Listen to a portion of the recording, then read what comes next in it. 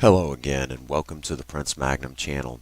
This is going to be one of those interesting episodes of In Your Face. We're going to talk about a subject that's kind of stuck in the craw of a lot of Americans, even today. Um, we're going to talk briefly about our Vietnam veterans. Um, Back when I was a kid, Vietnam was still a sore subject for us all. Matter of fact, it was such a sore subject. We now have four movies made by Sylvester Stallone, Rambo, you know, and those movies were great. I enjoy those movies. Every once in a while, I still watch them. Um, you know, and you know,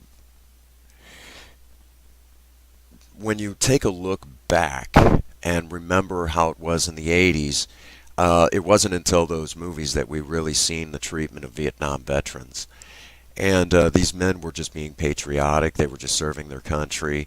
Some of them were even drafted into a war they didn't want to be in. And they came home to a very cold reception. Um, you know, as it says in the movie about General Patton with George C. Scott, America will not stand, America fights to win, and we won't tolerate a loser. And that really is what happened. And honestly, no one wanted to be in a war as long as we were.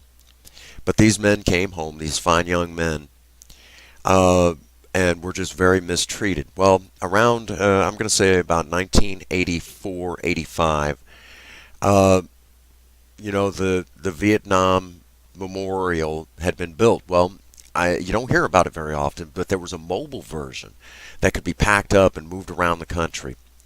Well, I remember when I was a kid, I was real little.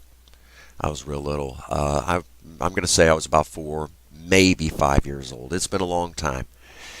And I remember when the mobile wall came to St. Louis, and my dad had packed up my mom and I. I don't even think my brother had been born yet. I'm the oldest of about 5 siblings, six. There's 6 of us total, and I'm the oldest of them all, born in '79.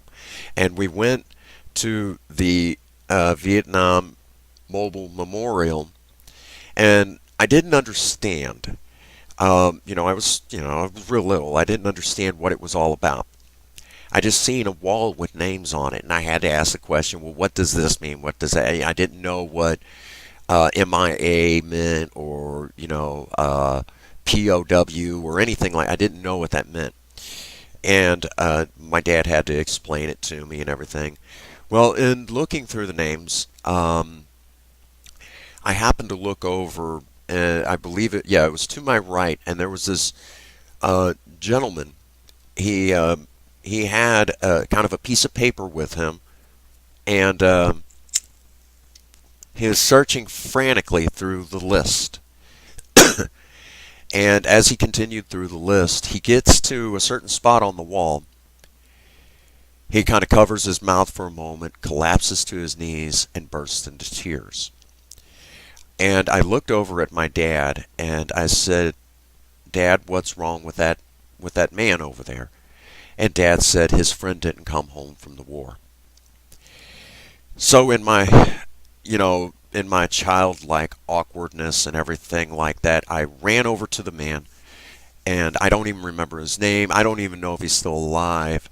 I hope he is. I hope he sees this video because I remember this too well. Even as little as I was, I ran over to the man and I said, "Mister, I'm sorry your friend didn't come home." The man looks up at me, tears in his eyes, and he throws his arms around me and gives me a great big old hug. My dad's running, I guess I just took off faster than Dad expected. He runs up and he says, "Sir," he said, "I'm sorry if my son's bothering you." No. And Dad and this gentleman talked for a good little while, and it was just absolutely, I didn't understand half the conversation. I was too little. What do you expect?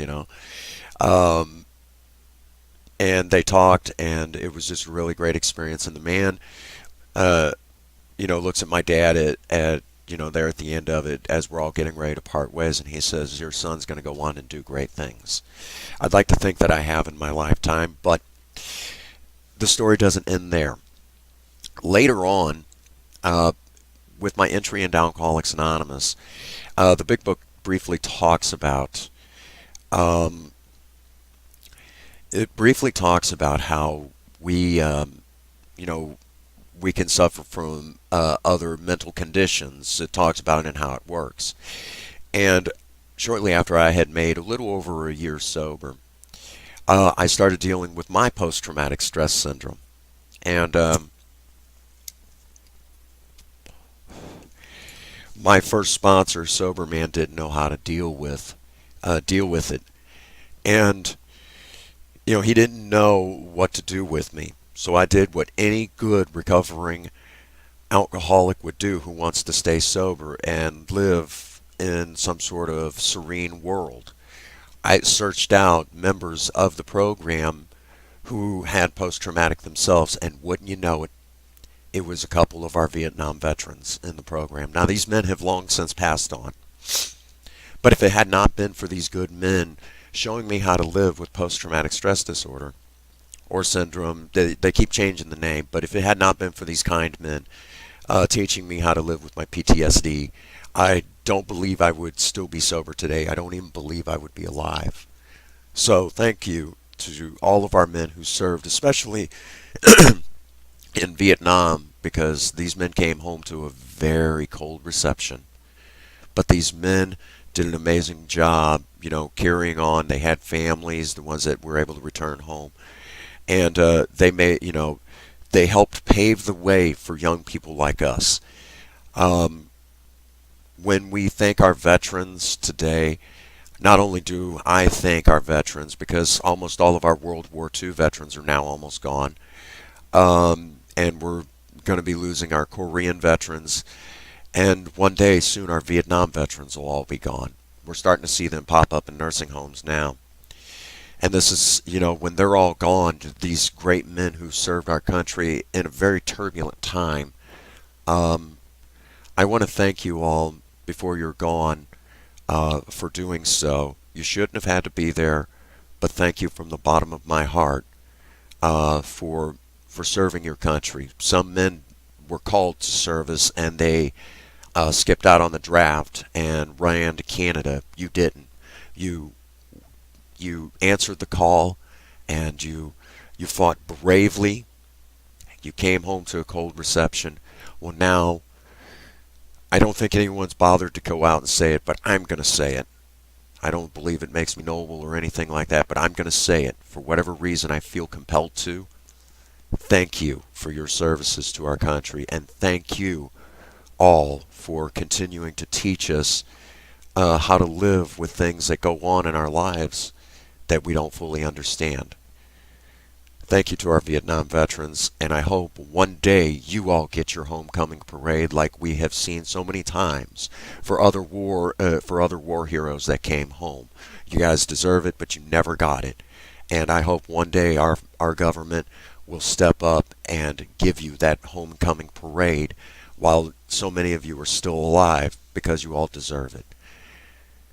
With all that being said, my final thoughts, especially to our Vietnam veterans: if nobody has told you that they love you today, Prince Magnum does. God bless you and have a happy 24. Thank you.